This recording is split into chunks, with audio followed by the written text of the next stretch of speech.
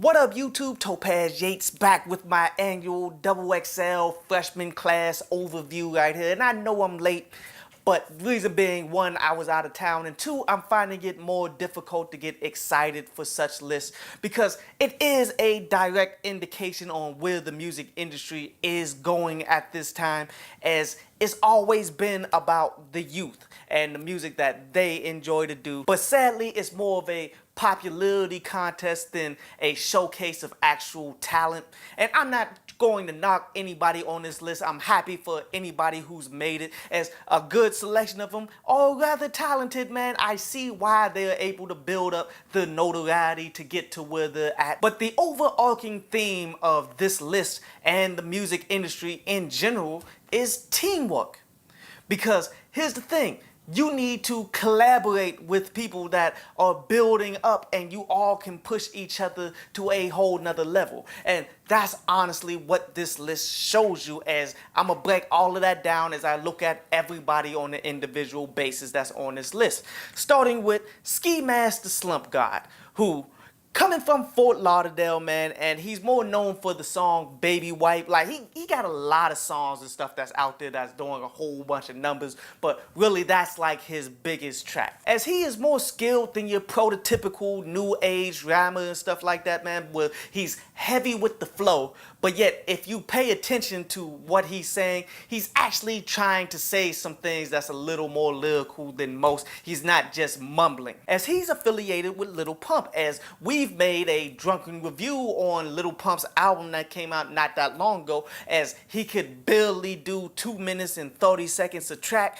as he comes off as the trap Mac Miller, club Xanax rapper that's known for the Gucci Gang song So Much and Such, man, as both of them are affiliated with Smoke Pump.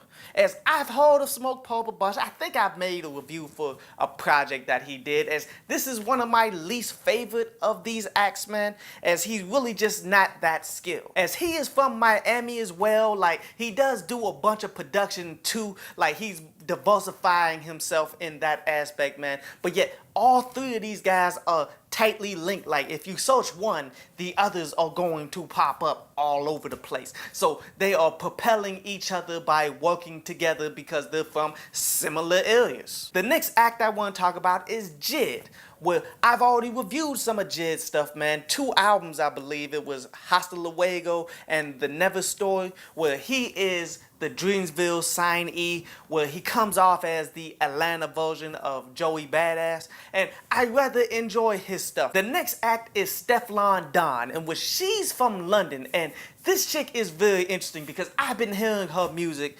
for a very long time. I just never knew it was her because I do work in a Afro beats, like Afro culture, like event like that's been going on for quite some time. So her songs have been in heavy rotation. I just never knew who she was. Now that I've been able to sit down and see her face and know that these are her songs and stuff, man, I realize why she's popping like that. The next act is Block Boy j.i.d, and a lot of people are very iffy about this one being selected for this whole list and all that, man, because they're saying he got put on because of the song that he did with Drake.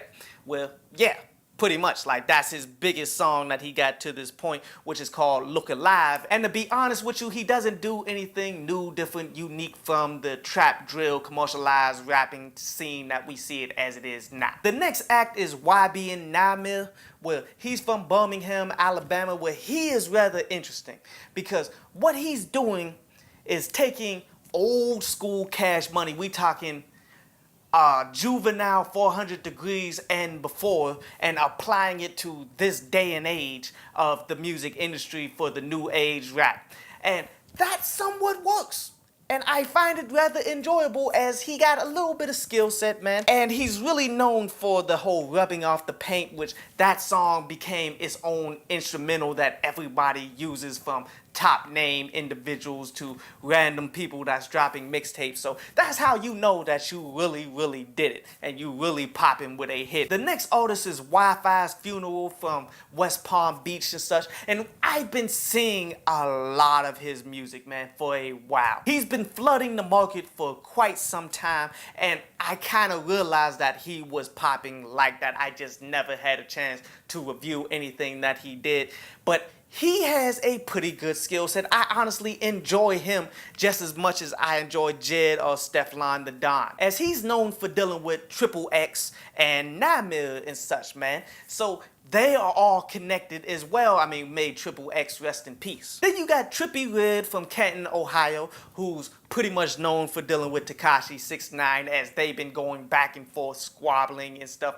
for some time, even though like they came together on one of the biggest songs that they had together, that Pose 1469, and then he also was dealing with XXX as well. Like, you can see how all these people are tightly linked in. As Trippie Redd more comes off as a new age American version of Tory Lanez, which that is rather interesting right there as well, because that whole style, Tory Lanez created it as a parody from Drake because he was tired of being compared to him, and Drake was somewhat in the way of his progression. So that whole style is pretty much turning into its own thing and continuing its growth as we see it. As the last act was Lil Skies from Waynesboro, where he's known for Nowadays and Red Roses and such, as he's another one of these new age rappers and stuff here, man, but yet his whole twist is that he's very female centric. Like, his music goes directly towards that audience, and as I listen to a bunch of these songs that's completely female based and all that,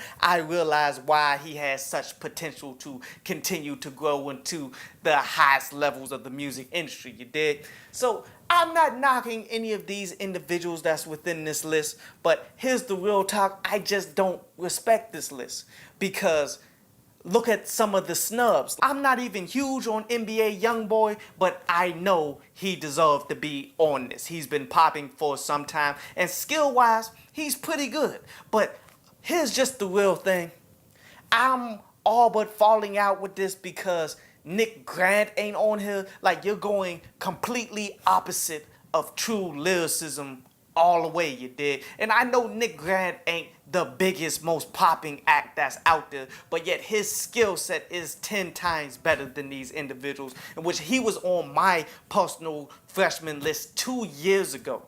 And for him to not even be on it now, like, come on, bruh. But overall, man, continue to do your homework on these people, man. A lot of these kids are just flooding the market, dropping track after track after track. So we're going to hear a lot more from the vast majority of these people. I hope you enjoyed the show. You can follow me at Twitter up there, and you can go to downloadpass.com, that's down there, to read today's article.